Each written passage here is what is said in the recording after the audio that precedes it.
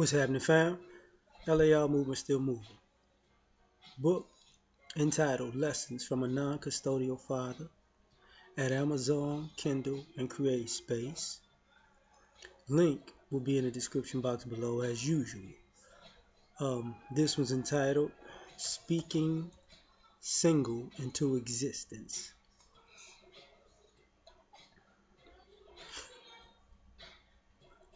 I heard, I think Guy King or Kid Organic say that in the middle of one of their videos. I was like, you know what? I'm going to talk about that. Subscribe to both. What happens is, and I'm going to talk about the ladies part about it in a minute.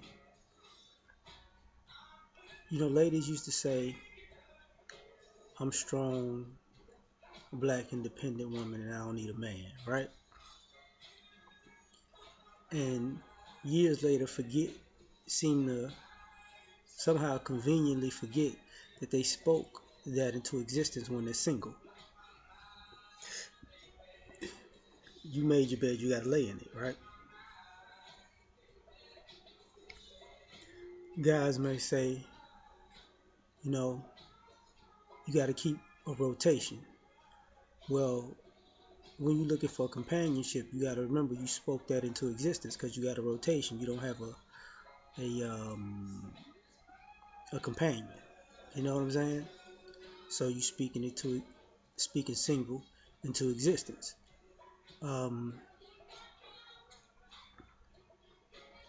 When you say something like, I'm going to school to get my degree, or doing me, or I'm doing my career and I got time. Well, you don't get to tell time how much time you have.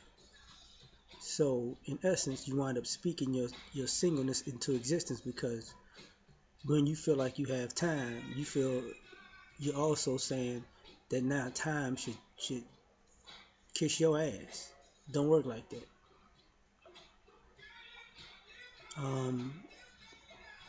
The same goes for the fellas. Like, you know, I'm gonna be young and have fun, and I'm gonna go kicking and clubbing, and I'm gonna sow my royal oats. Well, that's cool, but that doesn't mean that when you ready, you know, I'm gonna settle down. When you're ready to settle down, that doesn't mean it's gonna just happen just like that. You might be in a search for a while to find somebody to settle down with. So you speaking your singleness into existence.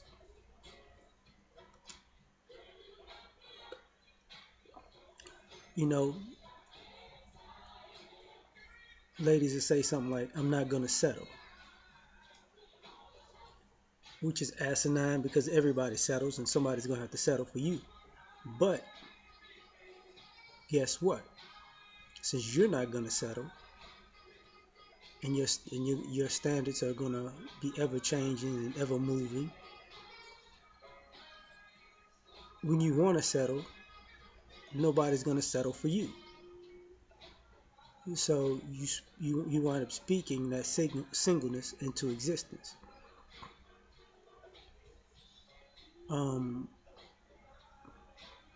Same thing with the fellas with the standards. I want a certain type. Well, you can get the type you wanted, but if that type is like a physique or complexion, and it's not, and it doesn't have any character traits, you got exactly what you asked for: that body type, that complexion, you know. So you got the sex object you was looking for, but you by yourself because that's all they are. So you wind up speaking that singleness into existence. Uh,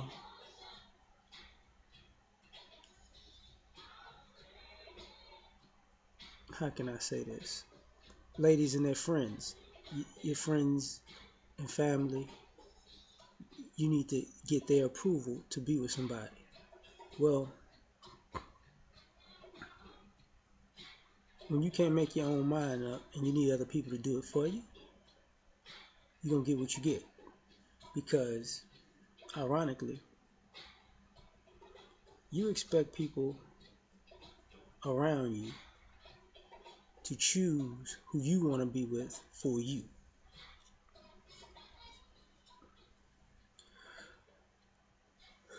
Not taking into consideration maybe they don't want you to be with certain guys because they like them more than you do. You know, guys don't have that much of a problem because it's not a thing where guys ask for other guys' approval for their old lady. And at the same time, guys ain't going around smashing each other's uh, girl after we say something like, she ain't the one, dog. That ain't something we do. But that's how you wind up single. For you religious people, I'm gonna put God first. That's fine. But if you put God first in your relationships, that might not work because at the end of the day, you're dating God. And God ain't married, last time I checked. So you're going to wind up single because you want God to send you. God's first. God's going to send me a man. Well, if you want God to be first, and basically that's being your man, and then you want him to send you a man, conflict of interest. And also, you may not be listening to what God sent because you want him to send you a particular thing. Don't work like that. Same thing with the fellas.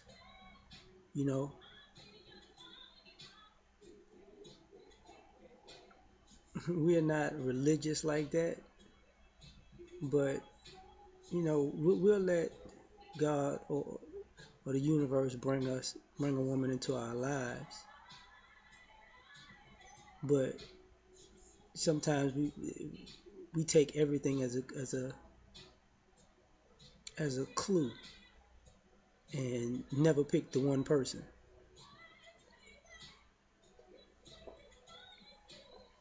So if we was asking God to send us a woman, we might take 5 chicks we saw in a day as a sign, which counterproductive.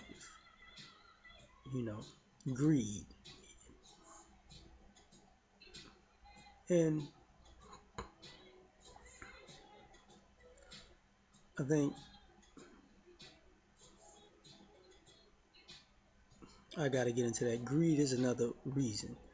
He need to be this. He need to be that. He need to be this. He need to be that. He need to be this. He need to be a top tier man. And until I find that, I'm not gonna. He ain't for me. It's greed and delusion because you ain't a top tier woman. So what you asking for? And you come to find that out when you meet these top tier men. And now you want these top tier men to wait on you to get yourself on their level. Not finna happen. Or you want them to accept you on the level you are. Guys actually don't work like that. We get on our level and then get to the women on our level. So a little different. But I will say this. Part of that greed and delusion comes when a guy doesn't have to accept you as you are. If you can, what was that old thing? If he can't handle me at my worst, he'll never get me at my best. Nobody's supposed to be meeting you at your worst and handling you at your worst. It's called putting your best foot forward. Same thing with guys. You wanted to be down, but You don't have to be in a disastrous situation to see if she down or not. You know, putting somebody in that position in the first place is gonna inevitably leave you single. Cause guess what? They're meeting you and you bad luck. You feel me? So we out. Peace.